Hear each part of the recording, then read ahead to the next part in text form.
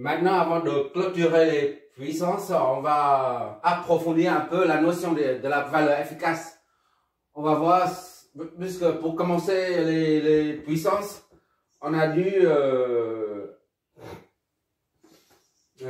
commencer par définir ce qu'est une valeur efficace. D'accord? Maintenant, pour terminer avec les puissances, on va approfondir la notion de la valeur efficace.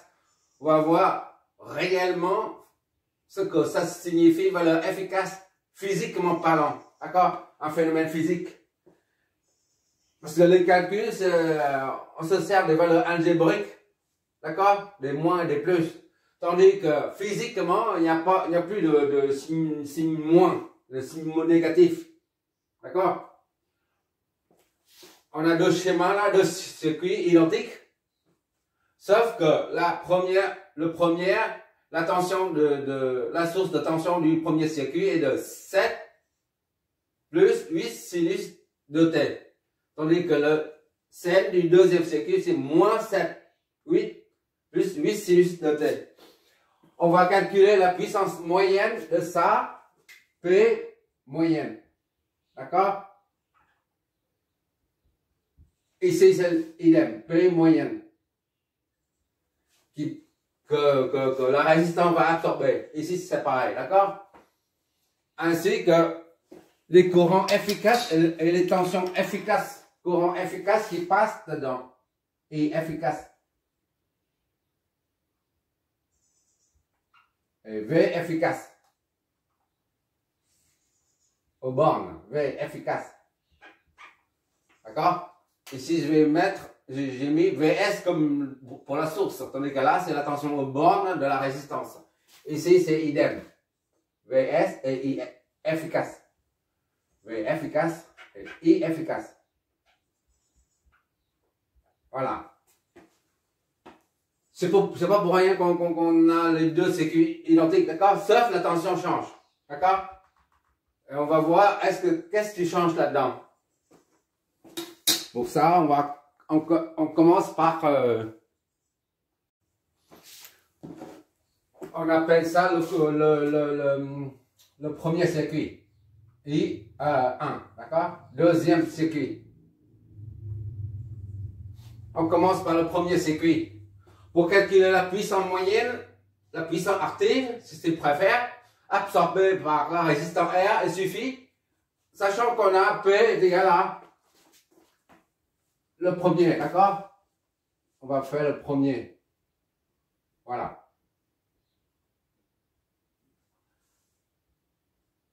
P, je ne mets pas moyen, hein, mais P c'est suffisant. C'est sous-entendu. P c'est pour la puissance active, tandis que Q c'est pour la puissance réactive, d'accord? Donc je mets P dans cet exemple pour simplifier. Parce qu'on a que la P à trouver. La puissance est égale à RI au carré. D'accord? Déjà, P est égal à UI. D'accord? Or, U est égal à RI. C'est-à-dire, I est égal à V sur R. Et par conséquent, P est égal à, on injecte I dedans. V et V sur R, d'accord? Donc P est égal à V au carré sur R, d'accord? La tension aux bornes divisée par, la tension aux bornes au carré divisée par la résistance. Or, on sait que ça, c'est la puissance moyenne, on a démontré on a utilisé plusieurs fois. La puissance moyenne, c'est V efficace fois I efficace fois cosinus phi V moins phi I. Tu te rappelles? Ou alors, S cosinus de phi V moins phi I. C'est du pareil au même. Ça représente ça. D'accord? Bon, ça c'est la formule classique que tout le monde connaît en cours en continu. D'accord? Donc, c'est cette formule qu'on va utiliser.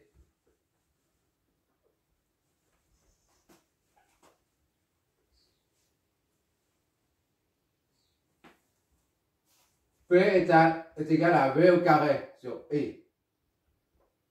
sur R. V, c'est la tension efficace, vu que la puissance moyenne se base sur la tension efficace, d'accord? V ici, là c'est 1 et 0. V, 1, 0, c'est V ici, là. C'est cette tension-là. Et c'est la même que cette tension-là, d'accord? Donc, il faut trouver, c'est-à-dire V, S efficace, d'accord? Au carré, divisé par R. Ok, là, ça c'est la tension efficace. D'accord? Bon, maintenant il faut, puisqu'il ne s'agit pas d'une... Lorsqu'on a affaire à un courant sinusoïdal, tu te rappelles la valeur efficace, I efficace ou V efficace, d'accord? Est égal à intégrale de 0 à t de C. ICA, tu regardes la démonstration, ICAT au carré dt, d'accord? Ça, 1 sur t, racine. Voilà, la valeur efficace d'un courant, ou alors la valeur efficace d'une tension, c'est la même chose, sauf que ça devient V, c'est tout. VCA, courant alternatif, d'accord? dt. Voilà. Ça deux formules. Et ça, c'est la valeur efficace du courant. Et ça, c'est la valeur efficace de la tension. Et si le courant ou la tension est sous forme cosinusoïdale, si VCA, T est égal à V max, d'accord, fois cosinus quelque chose. Si ça est égal à ça, là, quand tu injectes ça dedans, tu trouves V efficace est égal à V max sur racine de 2. Tu te rappelles? Il suffit de revoir. Ou alors, si c'est un courant, alors tu auras I max sur racine de 2. D'accord? Là, c'est uniquement pour les signaux sous forme sinusoïdale. Il n'y a pas de plus devant. Il n'y a pas de 7 devant. Il n'y a pas de constante devant. Juste ça. Sinus de t, par exemple, ou 8 sinus de t. Alors, ça passe. V efficace est égal à. S'il n'y a pas de 7, ici, supposons que VST est égal à 8 sinus de t. Alors, V max, ça correspond à ça. V max. D'accord? Donc, il suffit de V S efficace est égal à V max sur racine de 2. D'accord? Mais en l'occurrence, VST n'est pas égal à ça. Il y a un autre terme, c'est le 7, la constante 7. Donc la valeur efficace n'est plus ça. N'est plus égal à V max sur racine de 2. D'accord? La valeur efficace de la tension n'est égale à la valeur maxi, la valeur de crête, tension de crête, divisée par racine de 2, que s'il n'y a pas de constant devant. Là, on a une constante en plus. D'accord? Donc, cette formule-là ne convient plus à notre situation là. Il est pour là. Ça ne convient plus.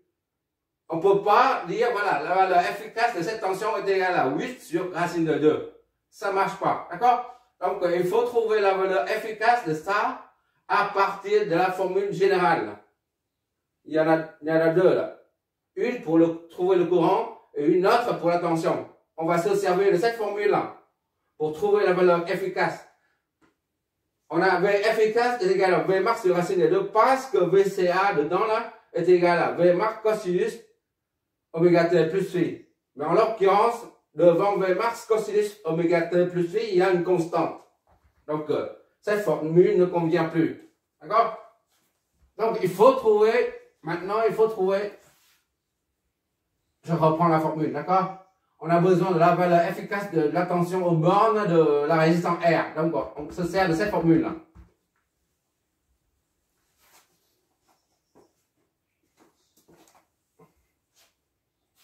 Ça, c'est la valeur efficace. A. V. Efficace, On reprend la formule générale.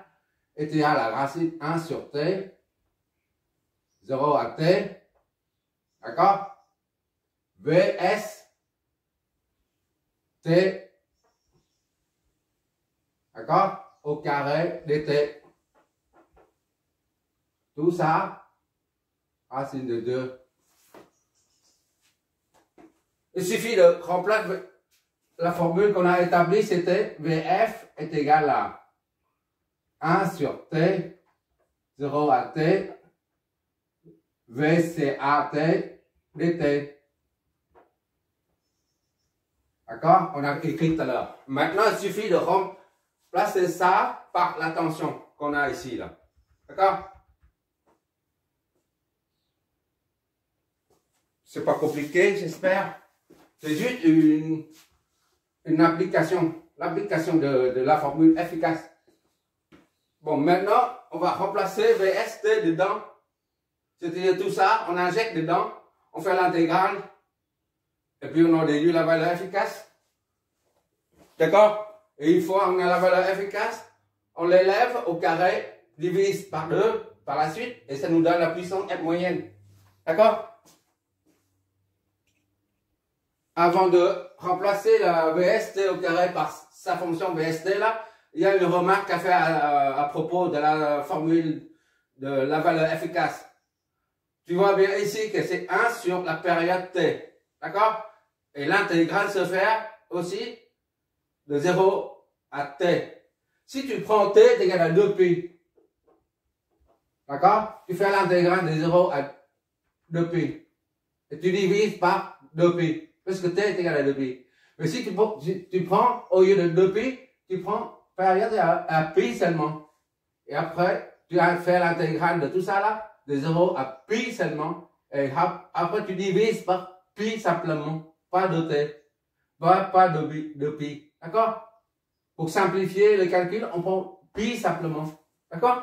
Mais la période, c'est 2pi. Tu te rappelles que tu intègres de 0 à pi divisé par multiplié par 1 sur pi, ou tu intègres de 0 à 2pi divisé par 1 sur 2pi, ça, c'est pareil au même. D'accord?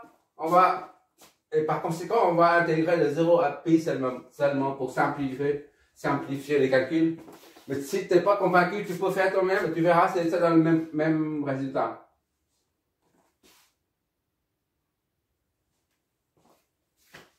Bon, maintenant, il faut injecter le signal dedans. Donc, ça nous donne VF est égal à 1 sur T. D'accord? 1 sur T, 1 sur Pi. On prend 1 sur Pi, d'accord? Intégrale de 0, Pi. VST, tu injectes ça dedans. 7 plus 8 sinus de 2t. dt. Il ne faut pas oublier cette quantité physique infinitésimale. D'accord? Voilà. Voilà. Maintenant, il suffit d'intégrer ça.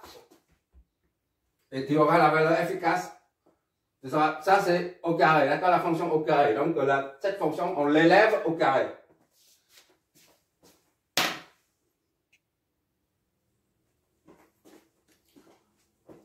On va développer ça.